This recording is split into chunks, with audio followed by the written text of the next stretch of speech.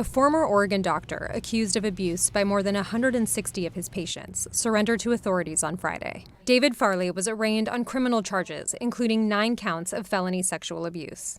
It was a dramatic turning point in what has been a more than 5-year journey for the women who say he took advantage of his role to abuse them and have been pushing for justice. I saw him over 40 times from the age of 15 to 18. Over 40 times? Over 40 That's times. a lot. It's a lot. And in those 40 times, he was able to sexually abuse me multiple times a year. Nicole Snow was one of Farley's patients. She says the abuse she suffered changed the rest of her life. We sat down with her and several other former patients last year, many of whom met Farley through the Church of Jesus Christ of Latter-day Saints. They say he was seen as a leader in their tight-knit Mormon community. He had a really good ability to make you feel like you're special. Were there experiences that you had in his office that you now look back on differently? One of the main things for me is frequency of penetrative exams. I think I had 11 penetrative exams in 4 years, and I trust him, right?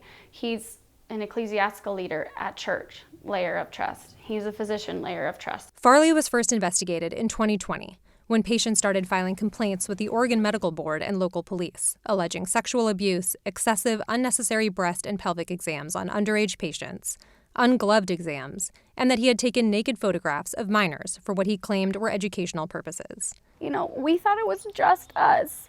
We had no idea that hundreds and hundreds of women were experiencing almost literally the exact same thing. Through his attorney, Farley has consistently declined to comment on the allegations against him. The medical board revoked his license in 2020, but in 2022, a grand jury declined to indict him on criminal charges.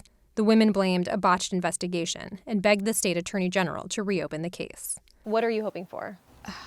Hoping that they will put him in prison. Hoping that they will take a second look and realize that a mistake was made, and we have the opportunity to right that wrong, and we have the opportunity to save so many women and children.